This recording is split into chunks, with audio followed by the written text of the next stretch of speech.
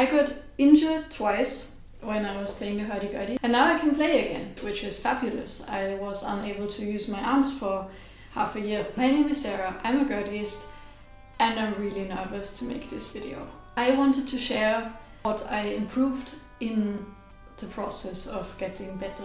We will talk about sitting, we'll talk about different gurdy shapes and different body shapes, we'll talk about how to position the strap and how to position the right arm on the crank and in relationship to your body and the instrument. We'll also talk about how to position, or how I position, the left arm and what I keep in mind when playing with the left hand. And I'll also tell you about online resources that I personally found helpful, because I am not the first gurdyist to make a video on the topic, and other people have been extremely helpful with it. Just because I was injured, it obviously doesn't make me an expert. Real experts are the doctors, the physiotherapists, the sports scientists. I actually talk to these people to get better. Take everything that I say with a grain of salt. Always consult a physician if you feel any pain. So what actually is ergonomics? The word itself comes from two Greek words, one being ergon, which is work or a task, and nomos, which means law.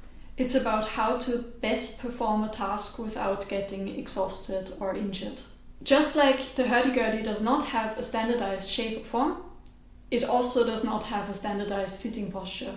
But the thing that you usually get told is to sit on a relatively low chair so that you can angle your right leg at 90 degrees. Then just stow away your left leg somewhere and just make it go away so that the instrument can tilt a little bit downwards on the left side so that the keys can fall out nicely, they don't get stuck in the key box. I tried that and it didn't work for me. When I was just relying on my right leg and had my left leg just somewhere out there, my upper body would twist towards the right leg. She said what she wished I would do would be to find a position where my shoulders can be above my hips, and I took a long time to experiment. I tried all sorts of things.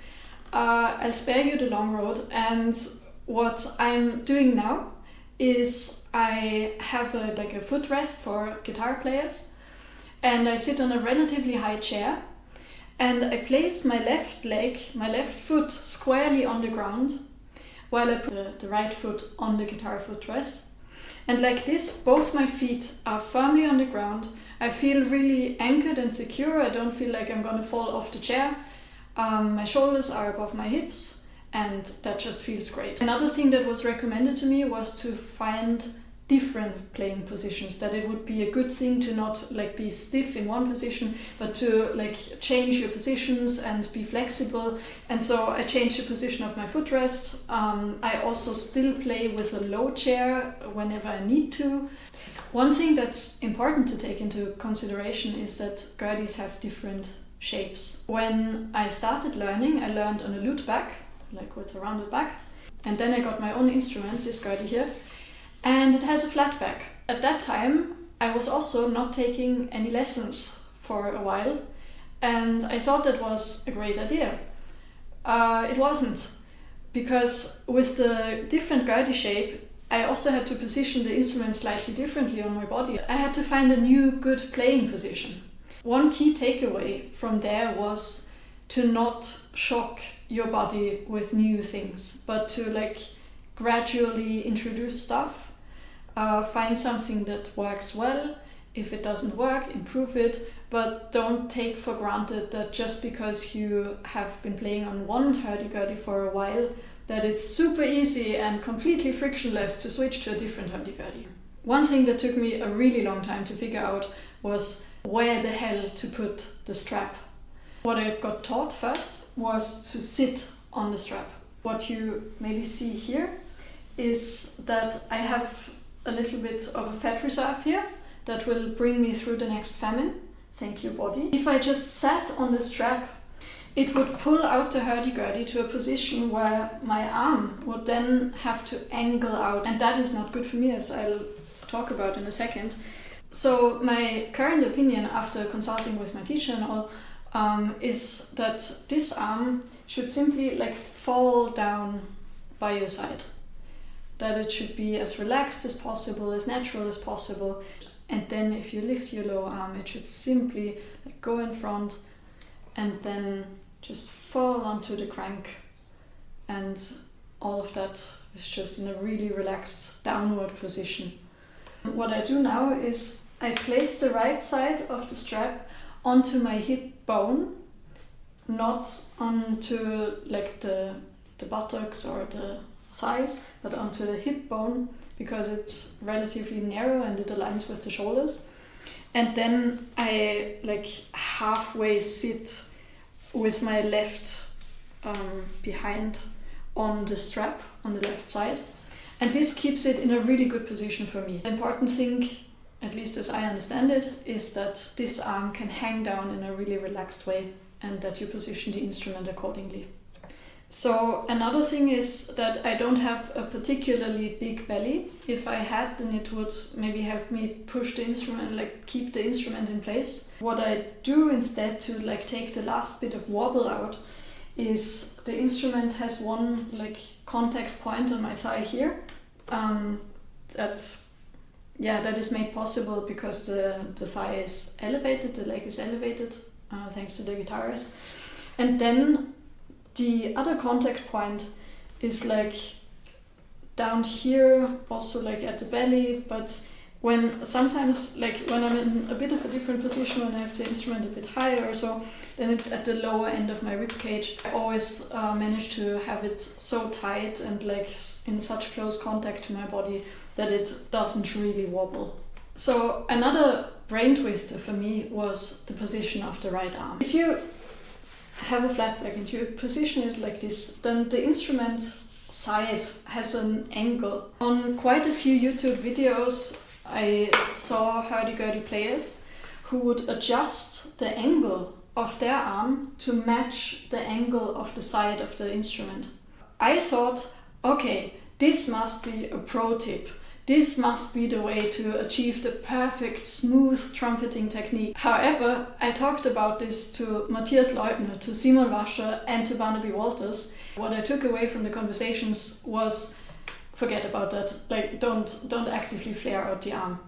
So Matthias Leubner said for him, if he ever does that, then it's more of like part of his getting ready, like I am here, but it's not really on purpose, it has nothing to do with technique. Simon said it's, to his understanding, just really important to have this arm relaxed and let it hang down. That means that the arm is not like at the same plane as the instrument, but it means that there is a slight uneven V shape between the arm and the instrument. And you should simply not care about it. It's really alright. And then Barnaby told me that it had nothing to do with the smoothness of the trumpeting. And I wish that I could show you all of the rock star positions that he used to demonstrate his point, but I'm just too afraid for my instrument. Personally, in my experience, I always had a spot back here that hurt when I was foam rolling. And when I stopped flaring out the arm like this and just let it hang, then that spot stopped hurting. But that's anecdotal evidence. Just try for yourself. So now talking about the left arm. Did you know that you can practice the hurdy-gurdy while you brush your teeth? You can simply take your arm, with the right hand you brush your teeth, and then you hold your left arm like this. And it will train your shoulder muscles to keep the arm upright for a longer time. The reason this is important is that if you keep the arm like this, it will put your left hand into a very unfortunate angle. You'll have a little bend here and you will do this, which is known as the T-Rex hand, and this will not do you any good. The way I learned it is to keep the shoulders straight, no over-exaggerated bending over here, but simply lift out the elbow and then just have the hand in a really relaxed and rounded way. I sometimes struggle to relax the thumb and sometimes the little finger. So if you see my thumb do something like this, ignore it. Ideally it would just hang down. I'm working on it. The point why you lift your elbow is also that if you do a quick jump between notes, it just goes a lot quicker if you do it with the whole arm instead of trying to reach up there with the fingers. My hands are tiny, so you might not even be able to make the big jump that you want to do. It puts a lot of stress on the hand. So it's a lot easier and gentler if you just leave the hand like this and jump over. And for that you need the elbow in this position. Another thing that I recently put my attention to is to not have a lot of tension in the fingers of the left hand. I tend to, when I play like an energetic tune, to really get into it and to push hard down. And the thing is, this is not a piano. It works more like a violin, and if you press harder on a violin, that just doesn't do anything. It's really not worth it. So the phrasing and the energy comes more from the right hand. I try it even when I'm fully in the swing and playing a really energetic tune, to keep the fingers of the left hand relatively relaxed. So here are the key takeaways from this video. First, I'm not an expert. If you have any pain, go consult a doctor. It's really important. Do not shock your body into submission. Introduce any changes gradually and over time. Keep in mind the shape of your body and the shape of your instrument when you position the instrument and when you put on the strap. Keep the right arm in the most relaxed position possible and don't angle it out like this. Make sure that your big muscles do the most work, not the small muscles. The arm moves you across the keyboard, not the fingers. And don't be a T-Rex, even if you really like T-Rexes, especially on band-aids. And always use T-Rex band-aids. Before I send you forth to do your own ergonomical experiments, I want to thank fellow gurdyists Sanne van Gerd, Scott Gaiman, and the Hurdy-Gurdy Wizard, who all made videos related to Hurdy-Gurdy playing ergonomics, and I link them in the description below. Congratulations on making it to the end of this video. If you want more Hurdy-Gurdy conversations and nerding out together about this mesmerizing instrument, please click the subscribe button and stay tuning.